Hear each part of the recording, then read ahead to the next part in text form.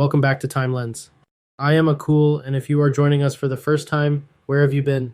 We are in the middle of something really special here. Last episode, Nagendra took us to Brahmagiri, a completely deserted piece of farmland near Chitradurga in Karnataka, and we found an Ashokan edict sitting there 2,300 years old with nobody around it. And at the end, Nagendra teased something. He said there was a second edict nearby, even more remote, with stone steps leading up a rocky hill. Nagendra, I have been thinking about this all week. Tell me everything. I love that you've been thinking about it, because honestly, so have I. And Siddapura, the second edict site, it is something else entirely. How far is it from Brahmagiri? Just 2 kilometers away, if you can believe it.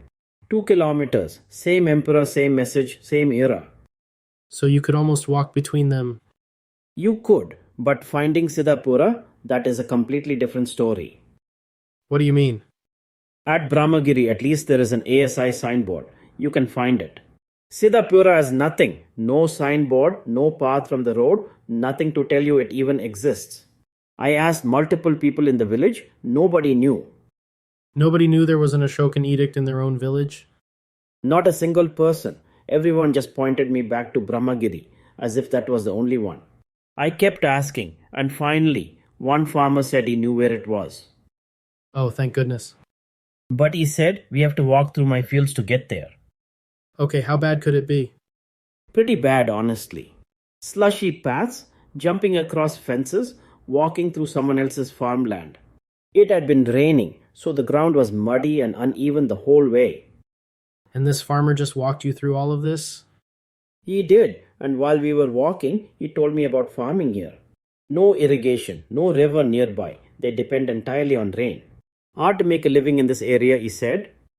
Which is interesting. In episode 1, you mentioned the Jangi Halla river that once flowed through this entire region. Exactly, and all 3 edict sites sit along that river's banks. So this area that is now dry and struggling, it was once sustained by that water. When the river weakened, the towns died with it. And now a farmer struggles to grow crops where an emperor once sent proclamations. That is precisely it. That contrasted me very hard while we were walking. Okay, so you are walking through muddy fields, then what? Then a hillock appears ahead of us. And on this hillock, I could see stone steps. Built stone steps winding up through massive granite boulders.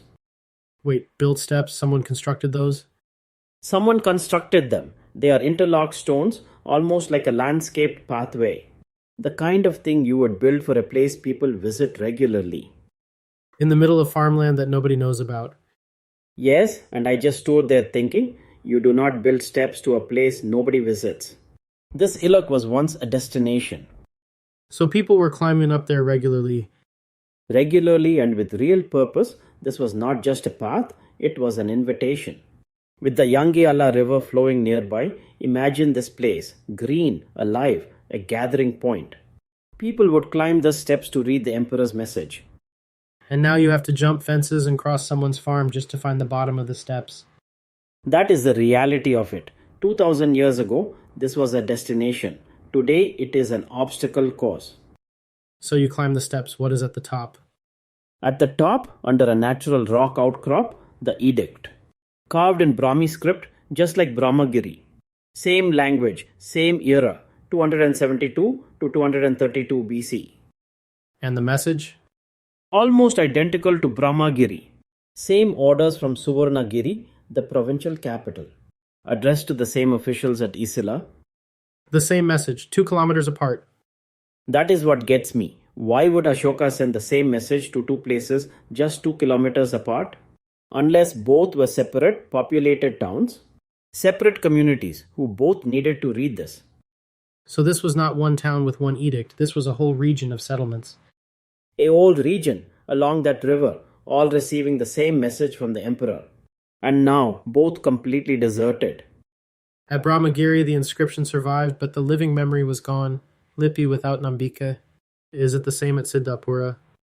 At Siddapura, it is even more extreme. The Lippi survived 2,300 years in the ground, and it survived. And the Nambike, the oral memory, not even the farmer who walked me there knew what it was. He did not know it was an Ashokan edict? He did not know what it was at all, he just knew where the rock was. The inscription outlasted the memory by 2000 years. The rock remembers, the people forgot. Completely and totally forgot. At least at Brahmagiri, people know the site exists. At Siddapura, even that is gone. That is actually quite sad. It is, but it also makes those stone steps even more mysterious. Someone cared enough to build a beautiful pathway up to this place, and now nobody even knows the pathway exists. Okay, 2 edicts down, 1 to go. And in episode 1, you said the third one is on top of a hill that takes an hour to climb. 1 hour of steep steps, yes. And Yatinga Rameshwara, the third site. It is completely different from the first two. Different how? At Brahmagiri and Siddapura, the edicts are just sitting there, deserted, forgotten. At Yatinga Rameshwara, there are temples, active temples, people climbing every day. I saw cooks carrying food and utensils up to the top. People are still going up there? Every single day, with no houses at the bottom of the hill. And while I was climbing with the ASI guides, they pointed to an adjoining hill. And what they told me completely changed how I understood this entire region. Oh no, you cannot leave it there.